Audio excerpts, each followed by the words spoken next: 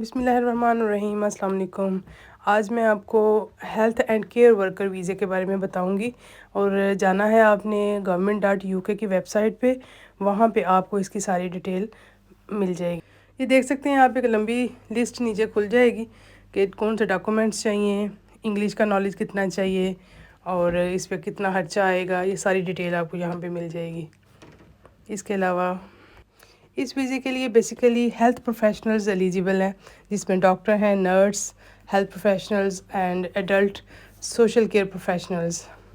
Work in the eligible health and social care job जिसने की हो already. Work for the UK employer that's been approved by the Home Office ने जिसको approve किया हो उसका आप स्पॉन्सरशिप लेटर भी आपको चाहिए। इंग्लिश आपकी अच्छी होनी चाहिए। यहाँ पे आपको आइल्स जो है ना वो मस्ट चाहिए, वो आपने करके आना है, अदरवाइज़ आप बात नहीं कर सकते यहाँ के लोगों के साथ। उनके साथ कैसे आप इंटरेक्शन करेंगे, कैसे उनको अंडरस्टैंड करेंगे, कैसे उनको अपनी सर्विसेज प्रोवाइड करेंगे जब आप उनको अंडरस्टैंड ही नहीं कर सकेंगे। ये वीज़ा आपका 5 साल का लगेगा और उसके बाद आप इसको एक्सटेंड करवा सकते हैं। Apply to the settle permanently in the UK. आप उसके बाद परमानेंट ILR के लिए और नेशनलिटी के लिए इस वीज़े पे अप्लाई कर सकते हैं। आप परमानेंट रेजिडेंट के लिए अप्लाई करेंगे, यहाँ पे आप अपनी फैमिली को साथ ला सकते हैं। और इंडेफिनिट लीव टू रिमेन इसको कहते हैं ILR, जिसके लिए आप अप्लाई करेंगे जब आपके 5 साल पूरे हो जाएंगे। तो उसके बाद आप यहाँ पे रह सकते हैं, वर्क कर सकते हैं, स्टडी कर सकते हैं। Whatever you want to do you can do it. अब आपने अप्लाई कैसे करना है कि अगर आप आउटसाइड द यूके हैं या आपने एक्सटेंड करना है करंट वीज़ा या स्विच करना है किसी और वीज़े में भी आप इसको स्विच कर सकते हैं। तो आप अपडेट कर सकते हैं अपना एप्लीकेशन को। तो ये सारी डिटेल आपको यहाँ पे मिल जाएगी। You can apply for the visa up to 3 months before you. जब आपने आना है तो 3 महीने पहले आपने इसके लिए अप्लाई करना है। और इसके लिए आपने जो कुछ डॉक्यूमेंट्स उनको प्रोवाइड करने हैं अपनी आइडेंटिटी प्रूव करने के लिए, लाइक आपने अपना ID कार्ड, पासपोर्ट वगैरह जो भी वो आपसे रिक्वायर करेंगे वो आपने उनको जमा करवाना है।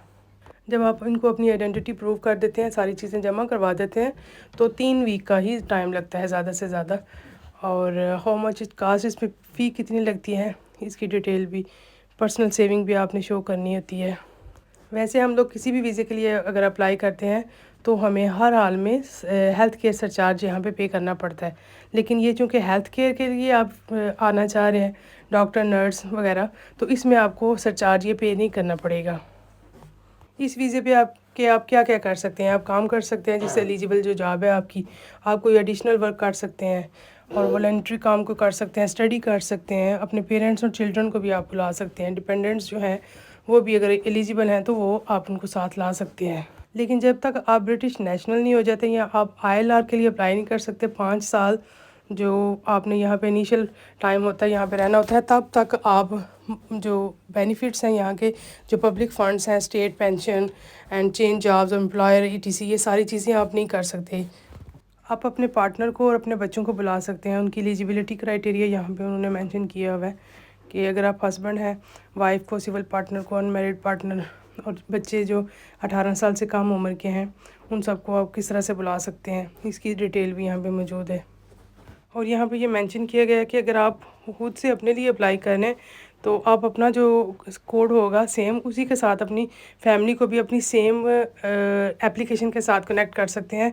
उसी एप्लीकेशन में अपनी फैमिली मेम्बर्स को ऐड करके उनके लिए भी अप्लाई कर सकते हैं। अप्रूव आपने ये करना होगा कि आपको अपना जो मैरिज सर्टिफिकेट है वो देना होगा। और उसके अलावा आपने बताने कि रिलेशनशिप आपका कम से कम 2 साल का होना चाहिए आपकी शादी हुए हुए, उसके बाद भी आप अप्लाई कर सकते हैं। इसके अलावा आपका बच्चा जो है वो आपके साथ रहना चाहिए, या अगर वो घर से दूर रह रहा है किसी बोर्डिंग स्कूल में या एजुकेशन के लिए तो फिर और बात है, या फिर वो यूनिवर्सिटी में तालीम हासिल कर रहा है। अदरवाइज़ जो छोटा बच्चा है वो आपके साथ ही होना चाहिए। और इसके अलावा आपने bank statement, credit card history, ये सारी डिटेल उनको जमा करवानी है। ये फ़ीस जो आपने जमा करवानी है वो 285 फॉर योर पार्टनर है और 315 वन चाइल्ड के लिए है। और अगर दूसरा बच्चा भी ऐड करवाना है तो उसमें 200 ईच एडिशनल चार्जेस होंगे, ये 200 पाउंड।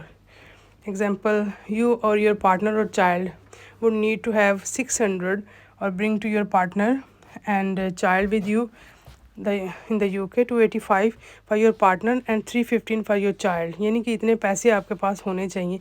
ये 1270 अवेलेबल फ़ंड्स आपके अकाउंट में ये रकम मौजूद होनी चाहिए जो आपने इनको शो करवानी है। आपने जो पेमेंट इनको शो करवानी है वो कम से कम 1 महीना आपके अकाउंट में मौजूद होनी चाहिए ताकि ये उसको चेक कर सकें।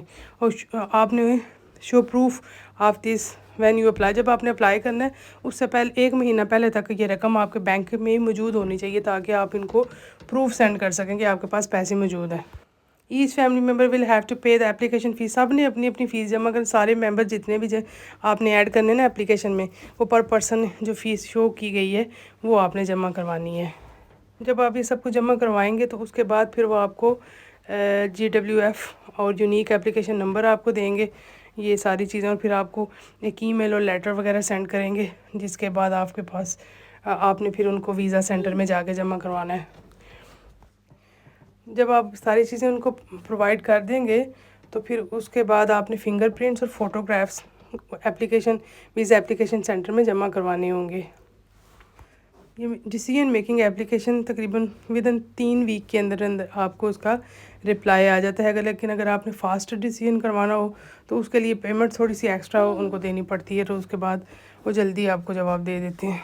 इसके बाद जब आप यूके आ जाते हैं, इनसाइड द यूके रह के फिर आपने ऑनलाइन अपनी जो एप्लीकेशन है, जो अपना वीज़ा है, उसको आप एक्सटेंड करवा सकते हैं उसकी एक्सपायरी डेट से पहले तकरीबन 28 डेज़ बिफ़ोर आपने उसको वीज़े को एक्सटेंड करने के लिए अप्लाई करना होता है। तो आपका पार्टनर और आपके बच्चे जो हैं इन वीज़ाज़ पे एक्सटेंड नहीं करवा सकते, ना वो विज़िट वीज़ा पे एक्सटेंड करवा सकते हैं, शॉर्ट टर्म स्टूडेंट वीज़ा नहीं करवा सकते, पेरेंट्स और चाइल्ड स्टूडेंट वीज़ा नहीं हो सकता, सीजनल वर्क वीज़े पे काम नहीं कर सकते। तो ये सारे काम जो है ना आपके पार्टनर और आपके बच्चे नहीं कर सकते। फॉर्म आपने फिल करना है तो आपने इनको बताना है कि आप इनसाइड द यूके कर रहे हैं या आउटसाइड द यूके कर रहे हैं। Apply online as your child inside the UK. बच्चों के लिए जब आपने अप्लाई करना है तो ये आपको डिटेल इसकी मिल जाएगी। योर पार्टनर और योर चाइल्ड कैन, वो आपके पार्टनर और जो आपके बच्चे हैं वो काम कर सकते हैं स्पोर्ट्स पर्सन या कोच, स्टडी, ट्रैवल कर सकते हैं।